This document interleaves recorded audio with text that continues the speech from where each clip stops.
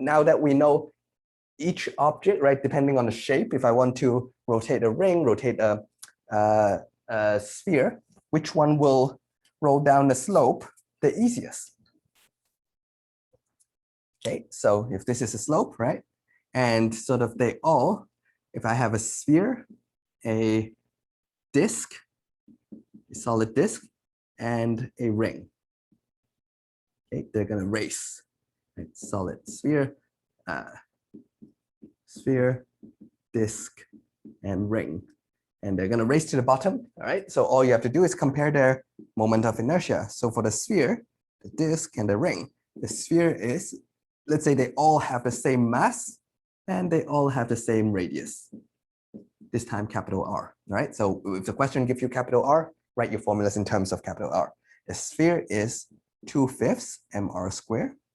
The disk is 1/2 mr squared. If you look at your notes, what you just copied, and this guy is mr squared.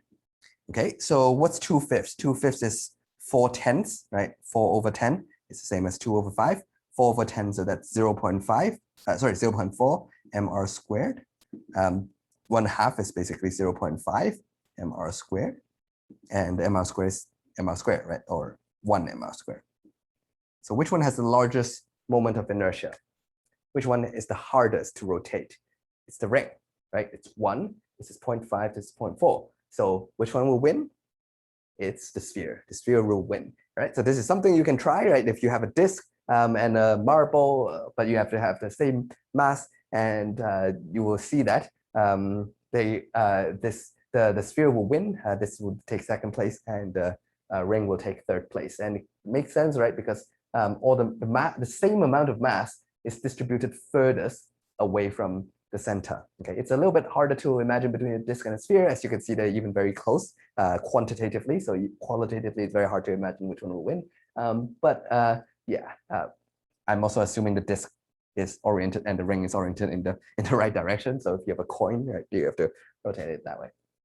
Yeah. Now the next question is, okay, now we know that this guy will win, this guy will lose. Win by how much? How fast?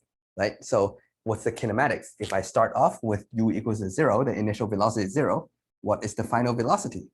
Right? I know the acceleration in this direction is, right, it's g sine theta from gravity.